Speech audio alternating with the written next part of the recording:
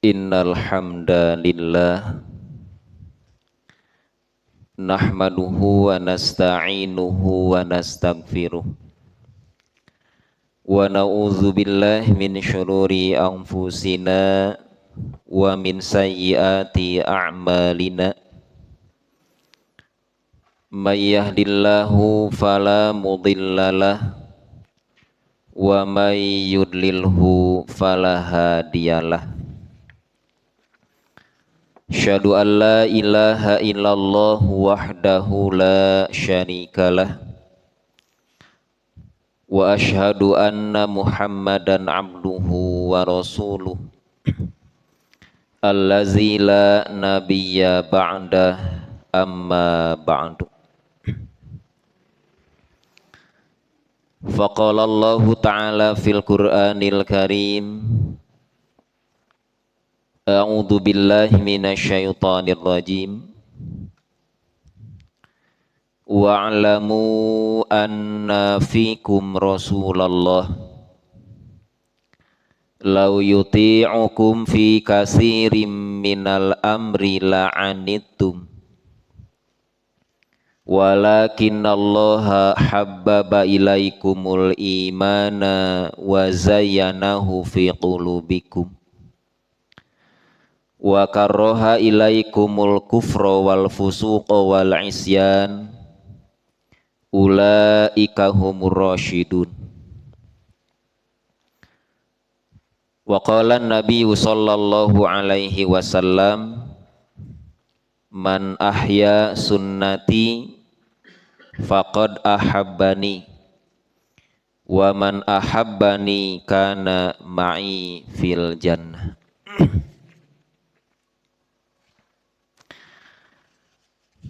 Para hadirin ikhwatu iman, jamaah kajian Ahad Subuh Masjid Nurul Ilmi, puji syukur kita panjatkan kepada Allah Subhanahu wa Ta'ala.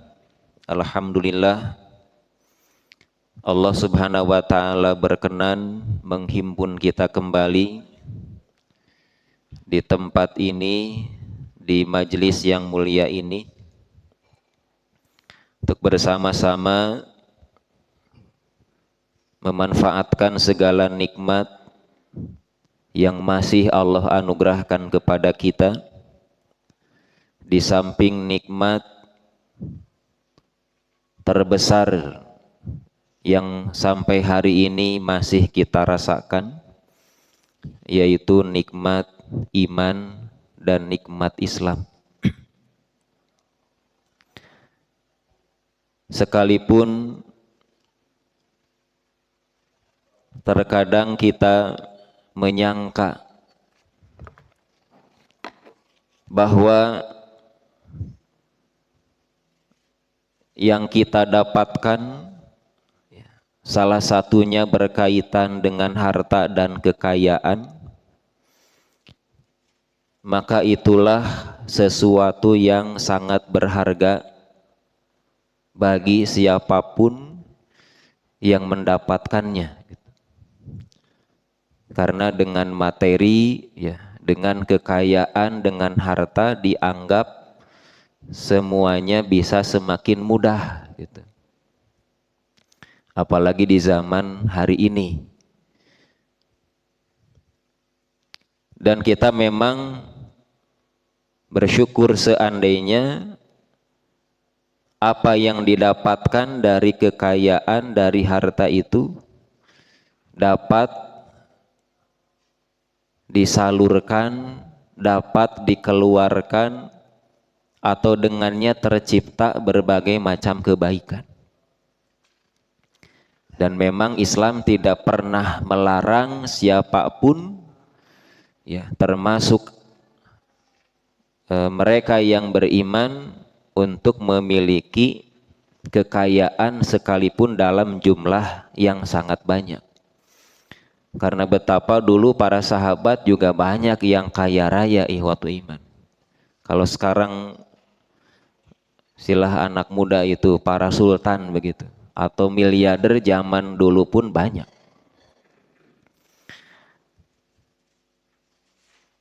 Namun bagaimana kalau kenyataannya tidak demikian? Itu kan idealnya harapan semua orang gitu. Sok sahapa nu alim beunghar lah gitunya. Dasadayana ge hoyong. Tidak ada orang yang tidak mau kaya raya gitu. Saha nu alim janten sultan gitu. Apalagi di zaman sekarang, dengan itu ya semakin mudah segala sesuatunya. Namun bagaimana jika kenyataannya dunia itu luput dari kita? Ya siga urang lah, orang mah biasa bunya Pak. Ya, orang ge teu ngaku, tidak mengaku sebagai orang yang kaya raya. Ya, biasa lah gitunya, basajan cek orang Sunda mah. Nah, tetapi sebenarnya ada sesuatu yang patut untuk senantiasa kita syukuri gitu. Sekalipun kita tidak punya segala sesuatu, ya, ketika iman itu masih ada dalam diri kita, bahkan kita merasakan nikmatnya dan semakin dirasakan kelezatannya, maka sebenarnya itulah nikmat anugerah terbesar yang Allah berikan kepada kita. Kenapa? Karena konsepnya begini waktu iman. Allah itu bisa memberikan kekayaan kepada siapa? Jawabannya tentu kepada semua orang. Mau yang beriman, mau yang kafir, maka semuanya Allah berikan. Dalam bahasa kita mah semuanya dirizkian apanku Allah tanya. Teu kieu da ieu mah kafir, teu dibere ku Allah rizkinya. Tidak, semuanya diberikan rizki. Karena rizki itu jangankan manusia, makhluk Allah, binatang, semuanya mendapatkan bagian yang sama. Tetapi Allah hanya akan memberikan iman ini, menganugerahkan nikmat iman ini hanya kepada seseorang, hanya kepada manusia yang ia cintai. Itu bedanya. Jadi lamun palebah rizki mah semua dibagi ke Allah. Tapi palebah iman mah hanya mereka yang dicintai oleh Allah. Maka seseorang yang mendapatkan kelebihan dari pemberian rizki itu, ya, jangan dianggap bahwa Allah memiliki rasa cinta yang juga besar, tidak. Malah bisa jadi dalam istilah agama naon disebut apa? Istidroj eta teh. Dibere gitu teras cek orang Sunda mah diwowoy gitu bunyi. Terus we dibere, ya, walaupun dia durhaka, kafir, tidak beriman, tapi tidak pernah kekurangan. Nah, sok kadang orang merasa apa namanya, ai itu diperhatikan, ari orang henteu. Ya, orang mah sholat tiap hari, tahajud tara pernah kaliwat, jadi kaitan teh kadinya gitu. Nah, ngan sakieu wae. Padahal itu mah sholat ge tara nya da ayeuna nu kafir mah da tara sholat itu. Tapi kenapa diberikan kelebihan? Nah, jadi akhirnya ibadah itu dianggap sesuatu yang dapat menghadirkan keduniaan. Padahal ibadah mata aya kaitan sareng dunia ya Pak Bu. Ya, ibu resep tahajud atau dawa melaksanakan tahajud itu kan sunnah, tidak ada kaitan dengan rizki. Mun pan Bill Gates getara pernah sholat duha tapi beunghar gitu. Ya, artinya apa? Ibadah mah tidak ada kaitan dengan keduniaan, urusannya lain lagi gitu. Pan loba nu teu tahajud Pak, Banyak yang tidak sholat wajib tapi segala ada. Nyeda ibadah mah aya kaitan sareng dunia gitu. Ya, tidak ada kaitan dengan rizki. Nah, makanya konsepnya begini Bu. Jadi Allahumma pasti memberi rizki kepada siapapun yang ia kehendaki, tetapi Allah hanya memberikan iman kepada yang ia cintai.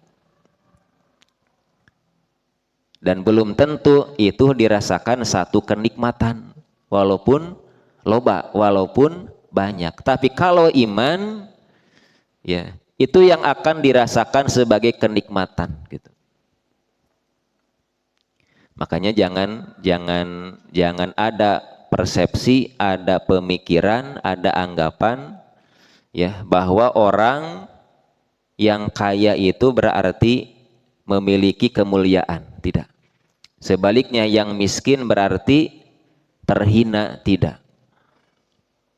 Kenapa? Karena kaitannya mulia dan tidamah tidak dilihat dari seberapa banyak harta kekayaan yang dia dapatkan. Malah salah seorang ulama salaf pernah mengatakan begini, kalau ada seseorang yang Allah anugerahi nikmat kepada mereka, padahal ternyata mereka senantiasa berbuat maksiat, siganu tadi apa?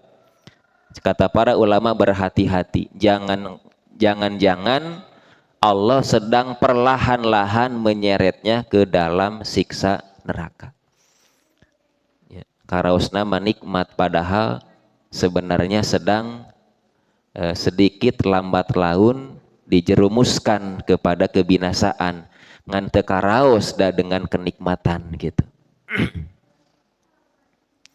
Nah karena itu ya sahabat Abdullah bin Mas'ud pernah mengatakan ya innallaha yu'ti dunya man yuhibbu wa man la yuhibbu, bahwa Allah itu memberikan dunia kepada yang ia cintai, termasuk juga yang dibenci, yang tidak disukai. Wala yu'til iman illa man yuhibbu, tetapi iman tidak diberikan kecuali hanya bagi orang-orang yang ia cintai. Fa iza ahaballahu amdan a'tahul iman, dan ketika Allah mencintai seorang hamba, maka ia akan memberikan iman ke dalam hatinya, menancapkan iman di relung hatinya.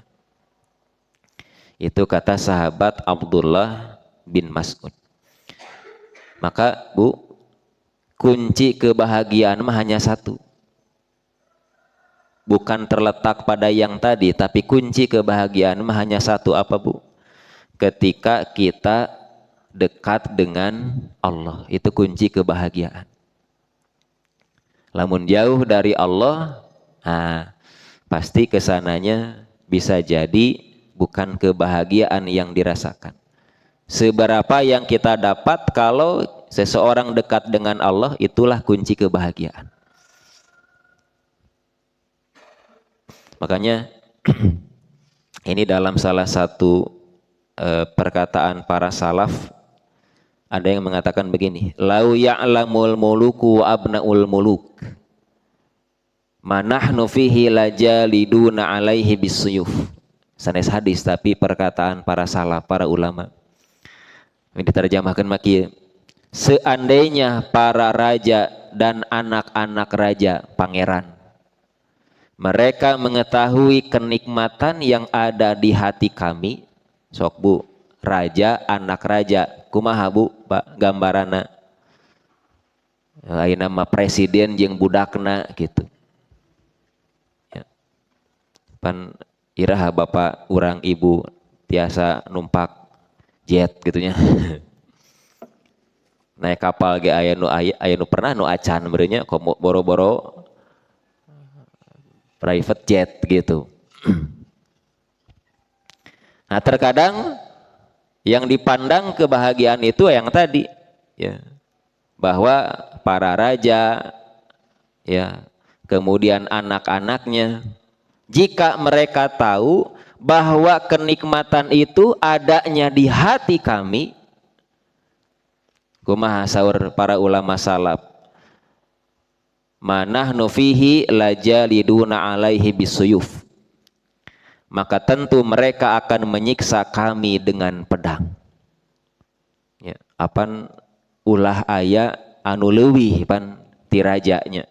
Jadi lamun aya jelema nu ngarasa bahagia leuwih ti raja, leuwih ti anak raja, maka pasti mereka akan menyiksa kami dengan pedang. Ya cek urang mah naon namina teh Pak? Nyepan ari raja mah kitu, ulah aya nu leuwih tibatan manehna. Lamun aya nu merasa lebih nikmat, lebih bahagia, ya pasti gitu. Mereka akan disiksa dengan pedang. Nah, ihwatu iman rahimakumullah, ya. Alhamdulillah urang mah nepi ka ayeuna begitu ya, sampai detik ini Allah masih menganugerahkan kepada kita nikmat iman ini. Nah, walaupun tentu berbicara tentang iman, kita sepakat iman itu bukan sekadar pengakuan. Iman itu bukan sekadar di lisan, ya, bukan hanya mengatakan amanah kami orang-orang yang beriman. Tapi iman itu satu saat perlu pembuktian. Iman itu satu saat harus diwujudkan. Tah nanti mewujudkan iman inilah, ya, pembuktian iman inilah yang akan menunjukkan seberapa besar iman yang ada dalam diri seseorang. Bu, ari iman urusan lahiriah, urusan batiniah, Bu. Batiniah. Iman mah urusan hate, pan gitunya. Iman mah adanya di dalam dada. Secara zahir bisa dilihat, secara zahirnya tidak. Da iman mah teka tempo, teka tinggal. Bentan sarang Islam, pami Islam katinggal teu? Katinggal. Naon contohna? Salat berarti muslim. Ngaluarkeun zakat berarti muslim. Tapi iman mah tidak dilihat, da wujudnya gaib, adanya dalam hati. Tetapi, nah, iman ini sesungguhnya bisa diwujudkan. Iman ini bisa dilihat, dibuktikan. Dalam apa pembuktiannya? Dalam amal-amal yang dilakukan. Makanya kenapa dalam Quran pasti Allah seringkali kalau menyebutkan iman, apa kesananya, Bu? Amal soleh. Itu tidak pernah dipisahkan. Lamun Allah nyebatkeun orang-orang yang beriman, kesananya pasti dikaitkan dengan wa amilus solihat. Tah amilus solihat adalah pembuktian dari iman. Kalau orang beriman, maka pasti dia beramal soleh gitu. Ada yang beriman tidak beramal soleh, ada, berarti menunjukkan kekuatan imannya sampai di mana. Di minggu yang lalu kita berbicara tentang apa, Bu? Tentang hijrah, ya. Hijrah Nabi dari Mekah ke Madinah, dari Mekah ke Habasyah, dari Mekah ke Taif dan lain sebagainya. Itu wujud iman. Kenapa? Karena kalau tidak ada iman, siapa yang mau meninggalkan segala fasilitas? Pan di Mekah teges segala gaduh gitu bunya. Sudah punya rumah, punya kendaraan. Cek aya urang manggeus baleunghar orang Islam di Mekah teh. Tiba-tiba ku Nabi diajak pindah ke Madinah gitu. Siga urang, Bu, di dieu di Pandanwangi geus sagala boga. Mobil mah, bumi mah, sawah jeung sajabana. Hiji waktu kudu pindah. Ka mana? Ka Kalimantan. Misalnya. So kira-kira nabu ada mikir deunya. Jika ieu nawe kanyataan apaan gitu. Ini program ini rakyat yang menginginkan cenah gitu. Diajak teh udah berenang mikir deui. Makanya kata para ahli baru sekarang terjadi oh ya bangsa orang bingung ibu kotana di mana gitu. Depan dina surat dina undang-undang geus kudu pindah tapi acan keneh. Pen bingung di mana ibu kotana. Tah ieu teu jelas nih teh. Disebut di ditu can pindah, di ditu disebut di dieu dina undang-undangna geus pindah gitu. Cobunya. Tapi kenapa Nabi dan para sahabat berani pindah dari Mekah ke Madinah? Apa yang menjadi dasar mereka mau diajak ku Nabi? Ku Nabi tadi, Bu, oleh Nabi dijanjikan gak di Madinah mendapat fasilitas yang lebih? Ente. Tidak disebutkan di Madinah nanti akan mendapatkan lamun di dieu imahna hiji di ditu mah engke imahna dua kendaraana loba henteu. Tidak disebutkan, tidak diiming-imingi dengan kekayaan, tapi arangkat we nuturkeun. Bari Mekah Madinah teh 600 kilo. Ya. Naik mobil wae, naik bus wae, cangkeul. Zaman Nabi harita naon Bu? Naik onta, meureun, naik kuda. Can aya jalan siga ayeuna, ayeuna mah jalan tol. Ya. Mulus. Maka itulah wujud dari iman. Seberapa besar kekuatan iman itu, takaran iman itu, ukuran iman itu, seberapa banyak ya orang mau mengorbankan segala sesuatunya. Maka nanti iman, ikhwatu iman pasti akan kaitannya dengan pengorbanan. Nya siga urang ayeuna ka dieu ka masjid ngorbankeun naon Pak? Tunduh. Ngorbankeun karesep, ngorbankeun waktu jeung sajabana tapi angkat we ka masjid. Eta wujud iman teh kitu. Karena iman pasti akan kaitannya dengan jihad salah satunya. Mata selain dari amal soleh yang tidak akan terpisah dari iman adalah jihad. Tidak mungkin dianggap orang yang beriman kalau tidak siap berjihad. Bu, lamun ibu can siap jihad, imannya dipertanyakan. Kalau bapak belum siap diajak berjihad, imannya masih dipertanyakan. Ya jihad sanes berarti kedah perang wae gitu. Ya, kita melakukan segala sesuatu dengan kesungguhan, itu nilainya jihad.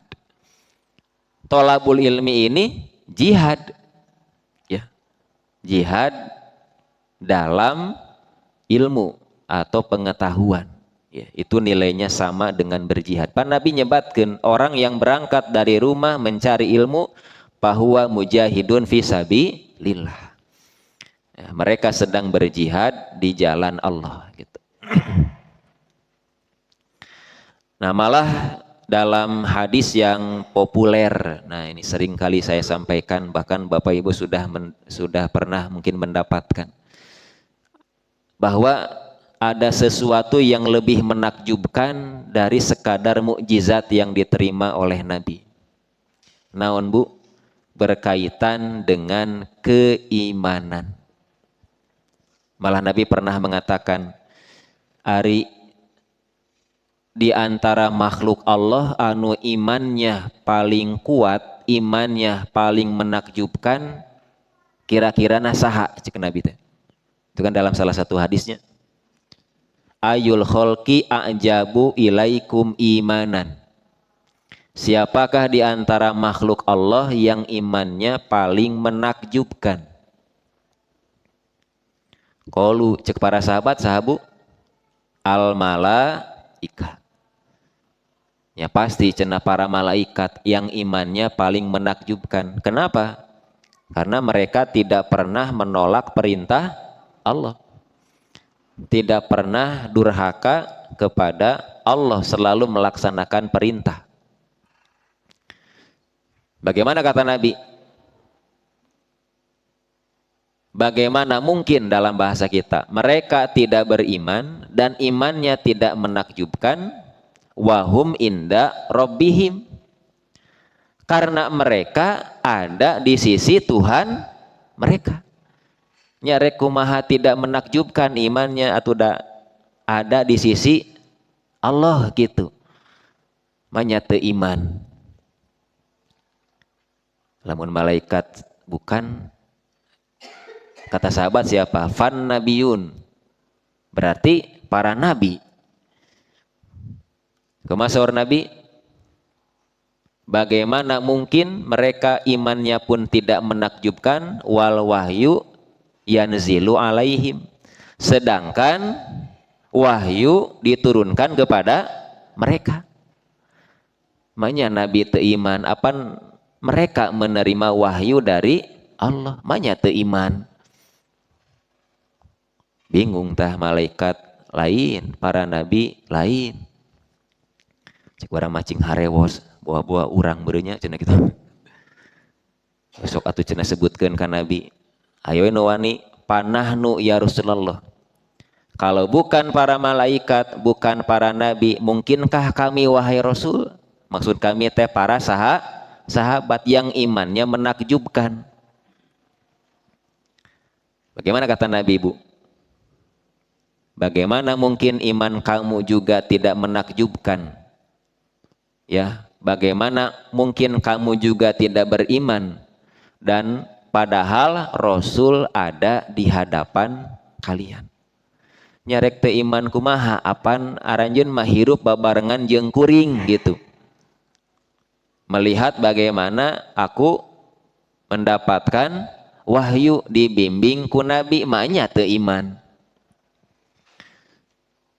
Walaupun tidak semua juga yang hidup sejaman dengan nabi beriman, ada yang tidak beriman. Rata-rata sahabat itu, Bu, sebelum beriman pernah menolak dulu. Ya. Kecuali Abu Bakar As-Siddiq. Mata Abu Bakar As-Siddiq. As-Siddiq itu bukan nama. Gelar, karena beliau karena Abu Bakar ini orang yang pertama menerima dakwah Nabi. Tidak pernah menolak apa yang disampaikan, langsung diterima. Rata-rata sahabat menolak dulu. Kalbat Umar bin Khattabnya. Umar bin Khattab salah satu sahabat yang begitu cinta kepada Nabi, bahkan melebihi dirinya sendiri. Baheula mah paling nyewa ka Nabi tepan. Tidak ada orang yang paling dibenci kecuali Muhammad. Sulumputan wepan. Ya.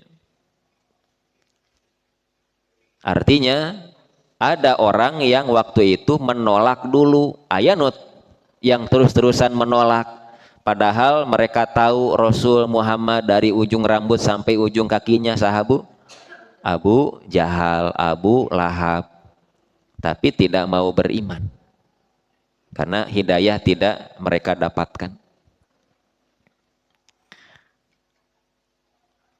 Lalu saha kalau begitu, kalau bukan Nabi, bukan para sahabat,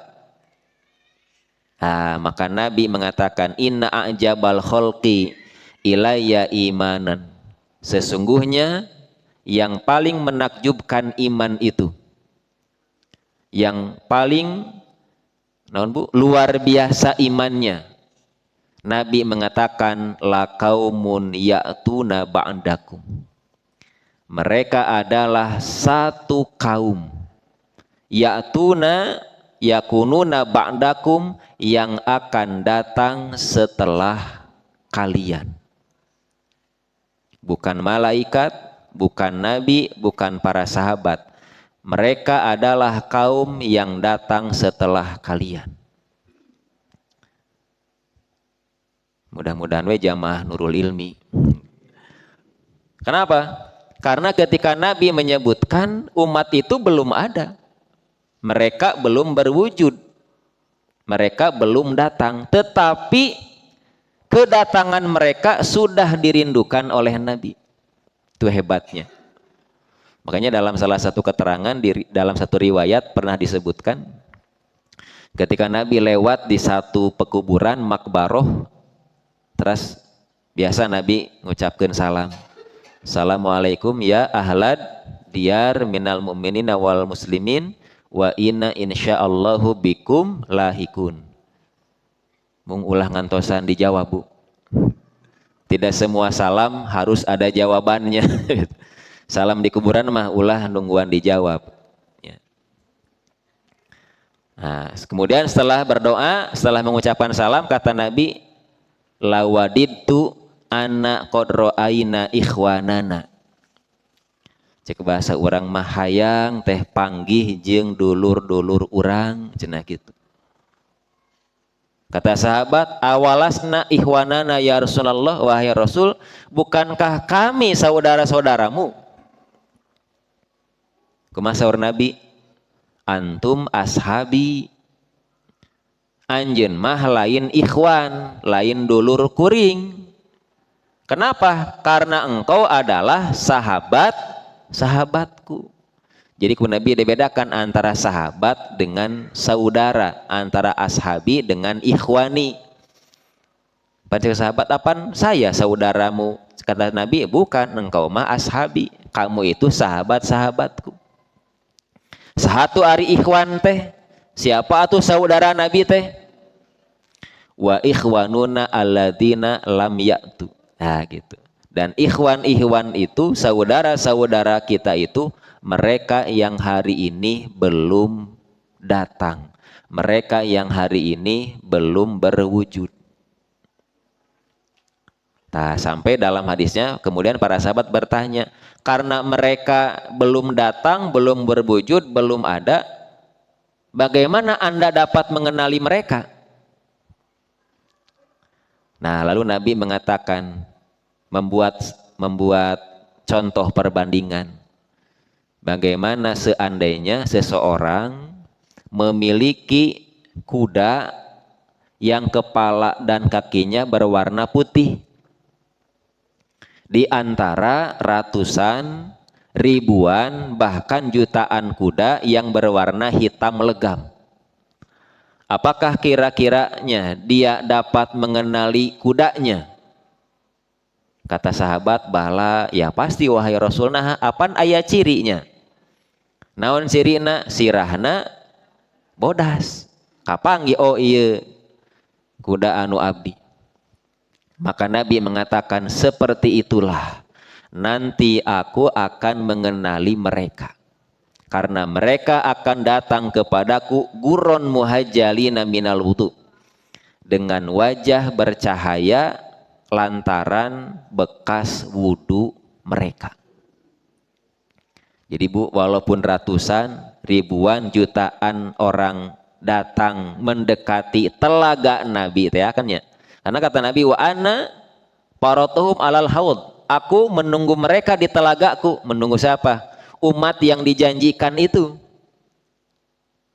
Sarumbing kadinya ka telaga Nabi teh ada ku Nabi tos diantosan. Kan Nabi lebih dulu menunggu kita. Tapi kata Nabi, akan ada di antara orang-orang yang datang ke telaga itu, kemudian mereka diusir dari telaga itu. Seperti seseorang menghalau unta-unta yang bukan miliknya, yang ingin minum di kolam atau telaganya, nyanya diusir dalain anu manehnanya. Nah, patarosanana, kenapa diusir oleh Nabi? Nah, Bu, dalam hadisnya dikatakan karena mereka merubah syariat setelah engkau meninggalkan mereka. Nah, makanya nanti Nabi mengatakan pada akhirnya orang yang cinta kepada Nabi, ya, mengaku cinta kepada Nabi, merekalah orang-orang yang menghidupkan sunnah-sunnah Nabi. Sekalipun tidak pernah memperingati kelahirannya, ya, tidak pernah merayakan kelahirannya karena masih pro kontra gitu. Tetapi ketika menghidupkan sunnahnya, maka sebenarnya mereka lah orang-orang yang sesungguhnya cinta kepada nabinya. Dan orang yang cinta kepada Nabi dengan menghidupkan sunnahnya, Nabi mengatakan tadi, kana ma'i fil jannah, Merekalah yang nanti akan bertemu denganku di surga. Nah, itulah ihwatu iman, letak kekuatan iman yang ada dalam hati kita. Nah, oleh karena itu dalam surah Al-Hujurat ayat ke-7 ya, bagaimana Allah Subhanahu wa taala menggambarkan kepada kita kekuatan iman yang ada dalam diri kita, ya, kekuatan iman yang ada dalam hati orang-orang yang beriman karena diutusnya Rasul kepada mereka. Allah Subhanahu wa taala berfirman, wa'lamu anna fikum Rasulullah,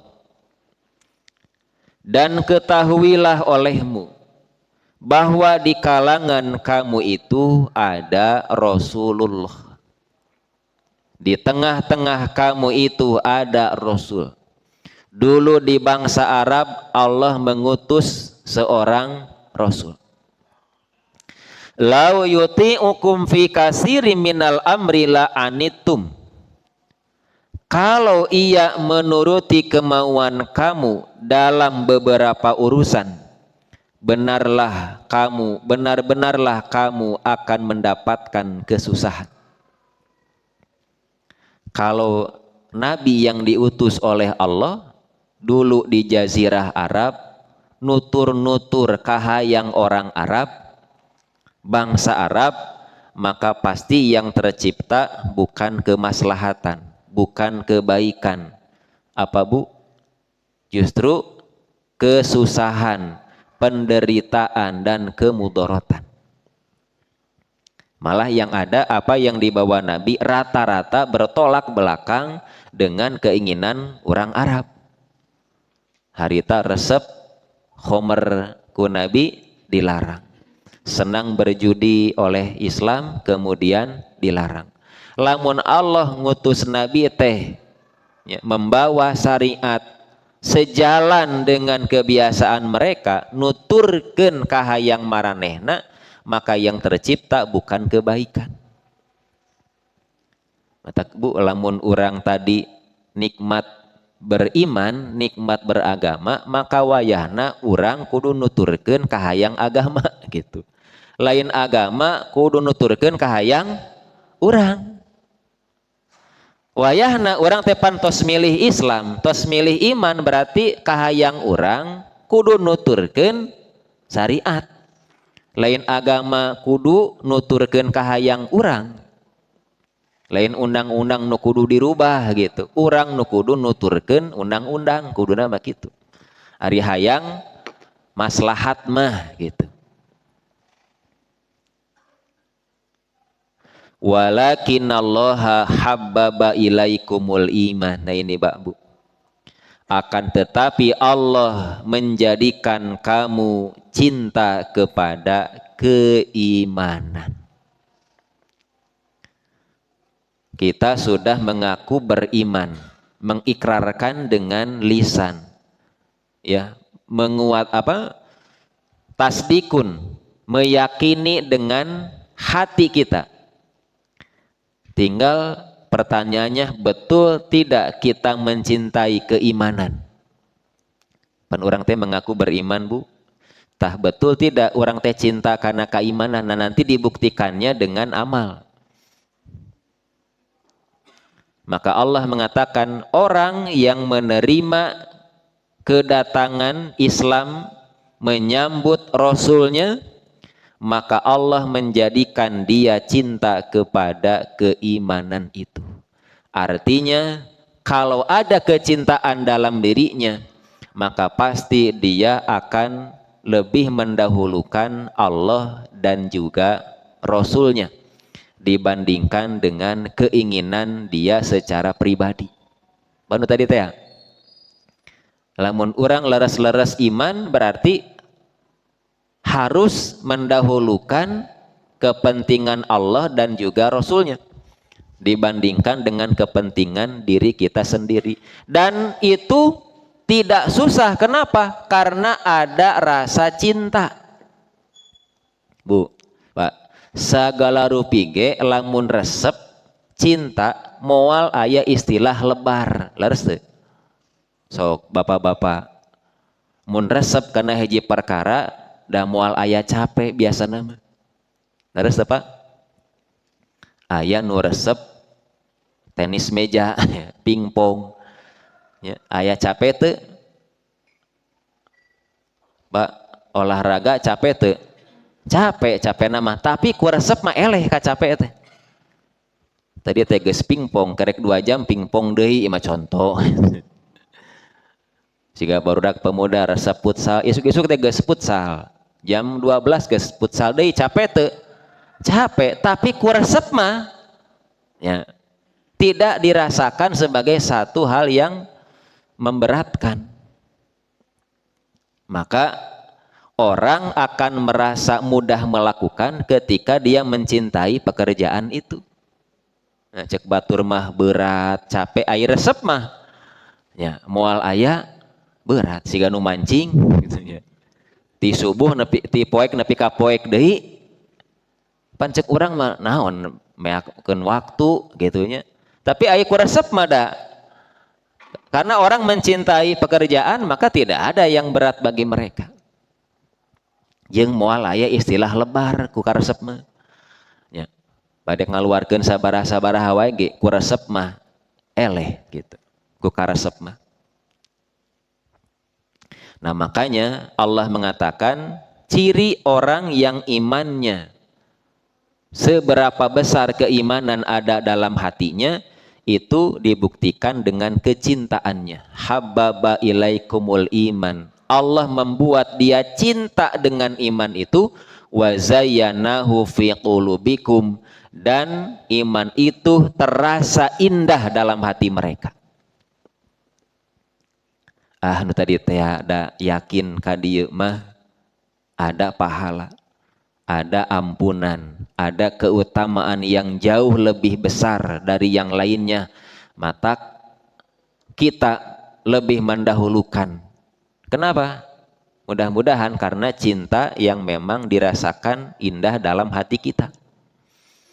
Karena kalau kita cinta, seseorang cinta kepada keimanan itu dan terasa indah, apapun akan dia lakukan. Yang mulai istilah lebar. Contoh yang paling mudah ini mah contoh Bu ya. Kemarin di musim haji. Berapa Bu biaya ongkosna bipihnya berapa? Yang reguler itu 93 juta. Asalnya 100 tilu usulan DPR ditolak jantan 93. 93 itu dibagi 2, 60% dari jamaah, 40% dibayar pemerintah. Dibayar pemerintah teh sebenarnya duit kurang kene. Nilai manfaat ya. Kan Bapak Ibu pada angkat haji daftar 25 juta booking seat simpen weh gitu kan dia kan itu akan bergerak terus ayeuna 11 tahun 12 bahkan sekarang sudah bertambah terus sok ibu nyimpen 25 juta pasti bertambah kan disebutnya nilai manfaat jadi dibayar ke pemerintah padahal mah duit orang keneh gitu 93 atau ngalunasan dari kita 63 25 ditambah sisanya sekitar 38 juta Bu lamun ku urang dibanding-bandingkeun ya pasti lebar 37 80 tilu mending meuli anu komo Bu nu plus masa bara nu plus 250 juta sok kapeser naon 250 juta tiasa meser buminya meser mobil nu beuteuh jeung sajabina komo anu furoda sabaraha nu furoda Bu 500 juta ayeuna daftar tahun payun tiasa angkat lamun menang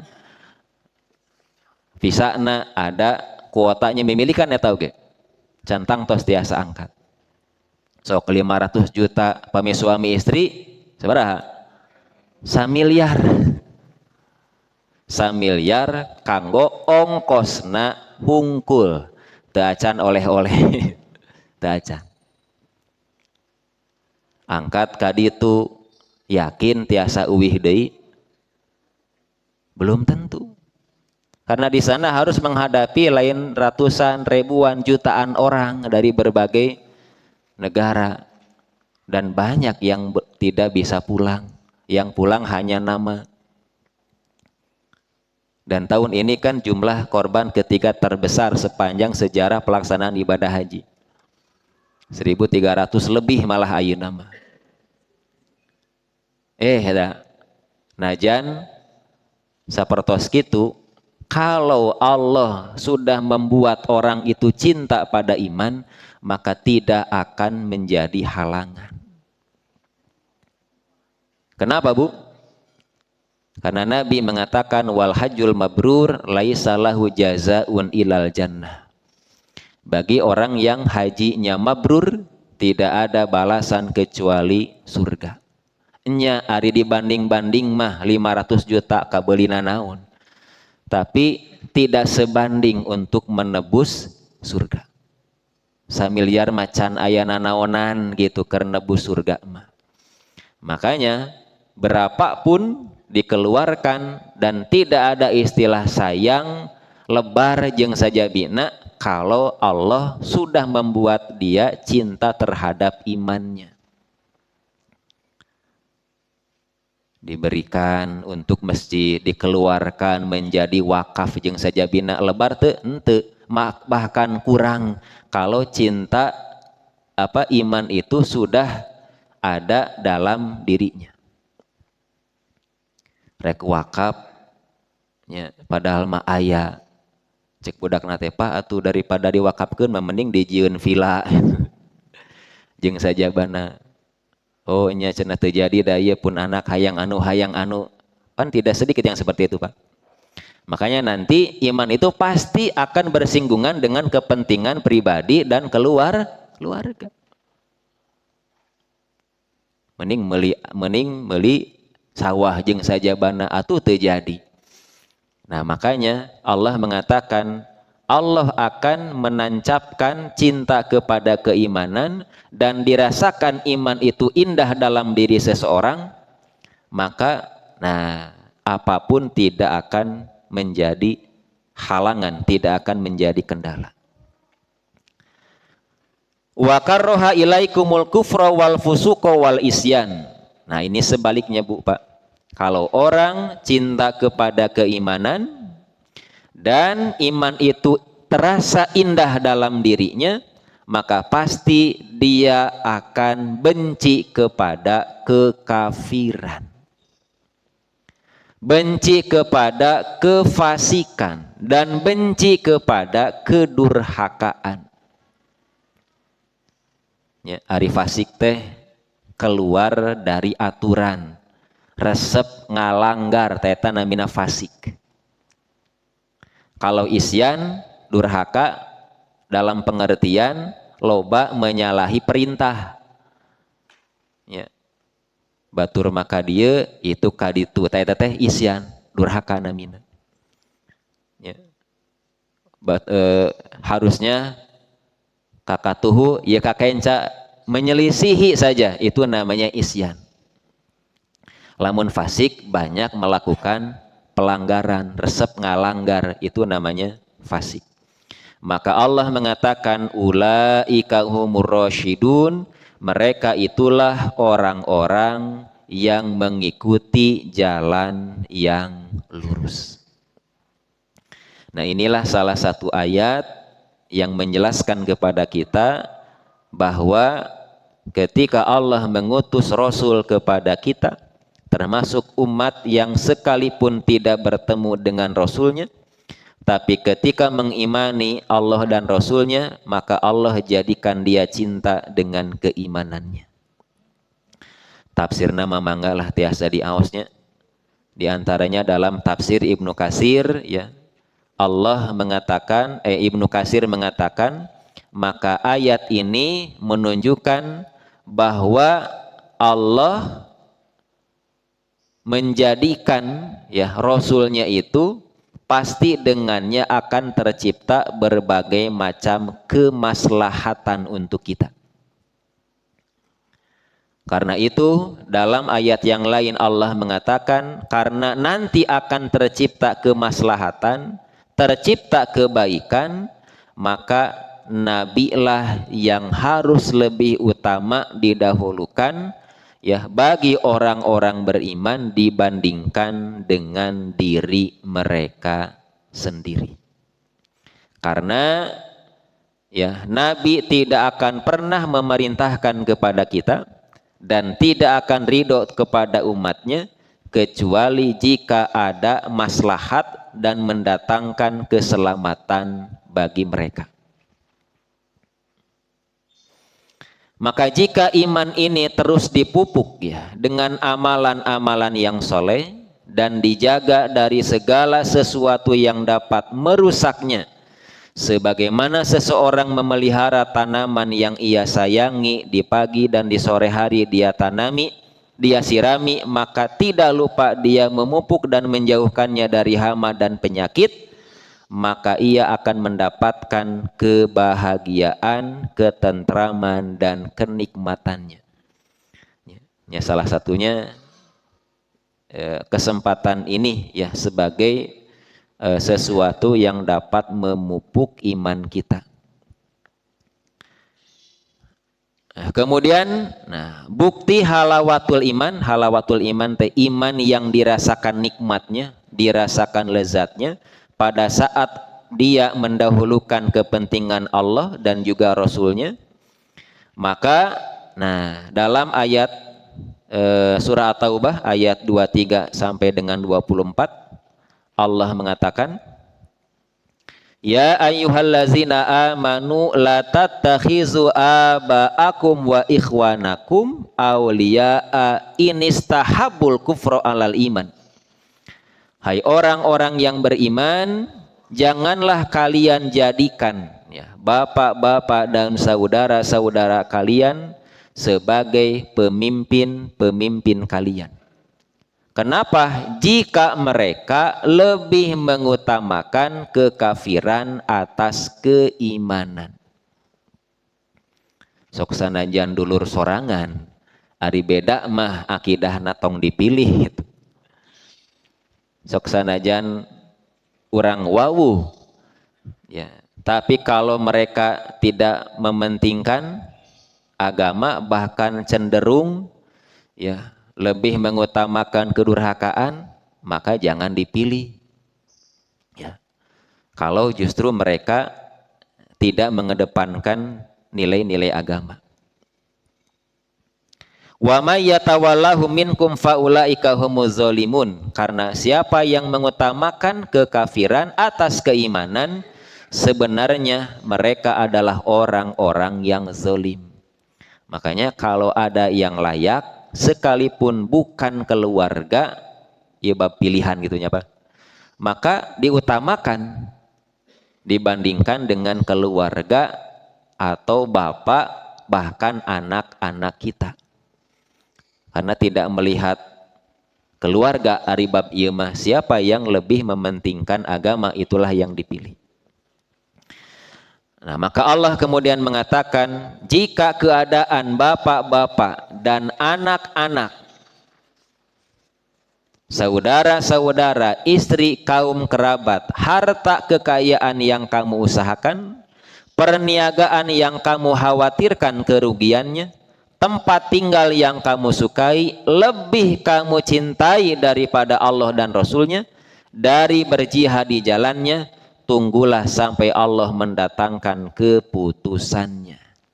Tadi dia Bu, kekuatan iman itu akan diuji. Itu lebih penting ke mana ya teh? Rek mentingkeun budak nu tadi teh. Abdi ge dacan gaduh bumi atuh Pak, mending jieun pila jeung sajabana tah, mana rek nu diheulakeun. Gitu. Maka Allah mengatakan, lamun bapak, lamun budak aranjeun, dulur termasuk istri. Keluarga atau mun tadi teh mah Bu bab pindah teh ya, bab hijrah teh sabab urang keur meujeunna aya dina kasuksesan jeung sajabana lebih didahulukan daripada Allah dan Rasulnya, apa kata Allah? Maka tunggulah sampai Allah mendatangkan keputusan. Diartikan oleh para ahli tafsir diantaranya adalah kebinasaan dan juga kehancuran. Maka Nabi mengatakan tidak akan pernah sempurna iman salah seorang di antara kalian sampai aku lebih ia cintai bahkan dari anaknya, dari orang tuanya, bahkan manusia seluruhnya. Kenapa? Karena dengan kecintaan yang seperti itulah maka seseorang akan merasakan nikmat keimanannya. Nabi mengatakan zaqa ta'mal iman, seseorang telah merasakan lezatnya iman, man rodiya billahi robba, ketika ia ridho Allah sebagai Tuhannya, wabil islami dina, Islam sebagai agamanya, wabi Muhammadin rasula, dan Muhammad sebagai rasulnya. Ridho ya, diatur ku agama, ridho Allah sebagai Tuhan, disyariatan ku Islam, dinabian ku Muhammad, maka tidak akan mengeluh, tidak akan pernah sayang lebar jeung sajabina kalau merasa ridho dengan segala ketentuan Allah dan juga Rasulnya. Nah, kemudian di bawahlah di hadis Bukhari, salah satu ketika Nabi pernah memegang tangan Umar bin Khattab. Lalu Umar kemudian berkata kepada Nabi, wahai Rasul, engkau lebih aku cintai daripada segala sesuatu kecuali diriku sendiri. Maka Nabi berkata, tidak demikian, demi zat yang diriku berada di dalam kekuasaannya, hingga aku lebih engkau cintai daripada dirimu sendiri. Jadi can disebut iman yang sempurna kalau masih mementingkan diri orang, kepentingan kita dibandingkan kecintaan kepada Allah dan juga Rasulnya. Nah, dirobah we ku Umar teh, al-an wallahi la anta ahabu ilayya min nafsi, demi Allah sekarang engkau lebih aku cintai daripada diriku sendiri. Jadi inilah ikhwatu iman, kekuatan iman itu pasti akan mendahulukan Allah dan Rasulnya dibandingkan dengan kecintaan terhadap diri kita sendiri. Nah, oleh karena itu yang terakhir ya, Allah mengatakan dalam surah Ali Imran ayat 31, qul in kuntum tuhibbunallah fattabi'uni yuhibbukumullah wa yaghfir lakum dzunubakum wallahu ghafurur rahim. Jika kamu benar-benar mencintai Allah, ikutilah aku, niscaya Allah mengasihi dan mengampuni dosa-dosamu. Allah Maha Pengampun lagi Maha Penyayang. Orang yang cinta kepada Allah, orang yang mengikuti nabinya, ya, maka merekalah sesungguhnya orang-orang yang benar-benar cinta kepada nabinya. Maka Nabi mengatakan, man ahya sunnati faqad ahabani wa man ahabani kana ma'i fil jannah. Barang siapa menghidupkan sunnahku, maka berarti ia mencintaiku, dan barang siapa yang mencintaiku, maka berarti ia bersamaku di surga. Sejauh mana, seberapa besar kecintaan kita, ya, seberapa besar takaran iman kita, maka wujudnya dibuktikan seberapa besar, ya, atau semana yang didahulukan oleh kita. Kepentingan diri kitakah atau kepentingan Allah dan Rasulnya? Maka itulah menunjukkan kekuatan iman yang ada dalam diri seseorang. Maka mudah-mudahan ya, apapun yang kita lakukan, ya, ketika kita mampu untuk mendahulukan agama begitu, mendahulukan akhirat, itu bagian dari kekuatan iman yang ada dalam diri kita. Dan mudah-mudahan betul-betul ya Allah menjadikan kita cinta dengan iman itu, dan iman itulah yang dirasakan indah dan hiasan dalam diri kita. Ya, jadi mual lebar punya, mual dan segala macam kalau iman itu sudah dirasakan indah dalam diri kita. Barangkali ya itulah kajian pada pagi hari ini ya, karena saya ada acara kebetulan hari ini. Mudah-mudahan apa yang kita kaji ya, apa yang kita bahas surah Al-Hujurat ayat ke-7 mudah-mudahan senantiasa menjadi motivasi untuk kita semua. Rabbana atina fid dunya hasanah wa fil akhirati hasanah wa qina azabannar. Aqulu qouli hadza astaghfirullah li wa lakum.